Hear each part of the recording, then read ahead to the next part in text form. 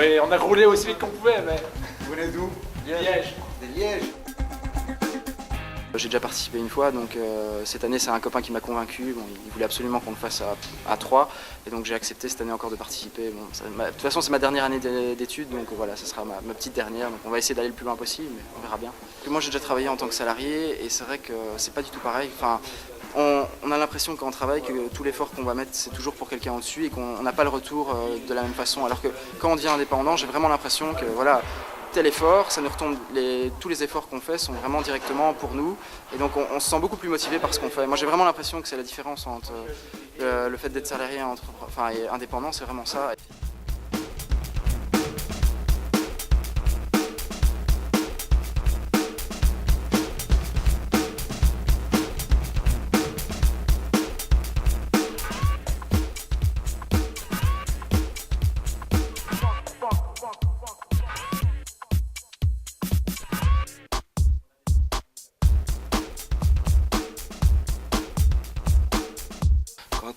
Quand tu animes une formation, tu es responsable de ce que tu donnes est sous ton contrôle, ce qui est reçu n'est pas sous ton contrôle. Il y a un proverbe chinois que j'aime beaucoup qui dit « Quand l'élève sera prêt, le maître entrera ». La question de savoir si les élèves sont prêts.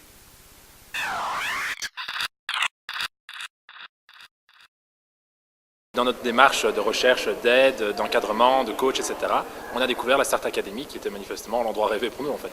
Donc le premier workshop, qu'est-ce que ça nous a apporté? En fait, ça nous a permis de nous diriger un peu plus pour ce qui était le point de vue commercial, mais aussi pour tout ce qui était présentation, principalement.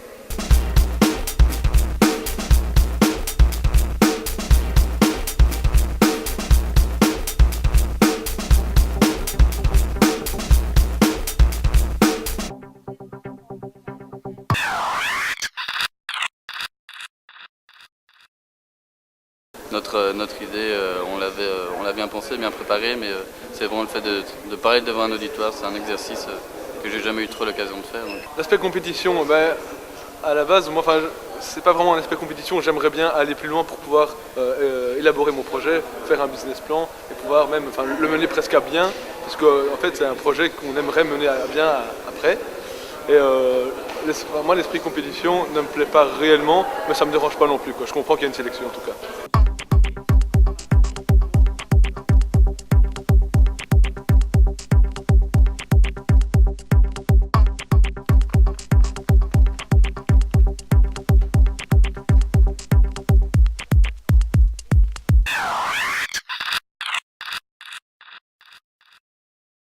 Ce qui nous a poussé à participer à ce concours, c'était avant tout le fait qu'on se connaissait, qu'on avait déjà appris à se connaître auparavant, et surtout qu'on avait toujours voulu bâtir déjà quelque chose ensemble.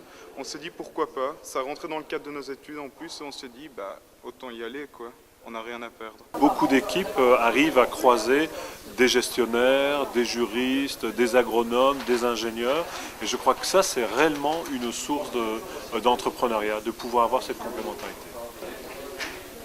Je crois que c'est justement dans ce moment-là, dans un moment de crise économique, qu'il est vraiment intéressant et important de développer ses propres idées et de ne pas faire confiance qu'aux entreprises classiques et de prendre son avenir en main et de se lancer dans la vie. Je veux dire, on a vraiment intérêt, il ne faut pas avoir peur de se planter. Voilà.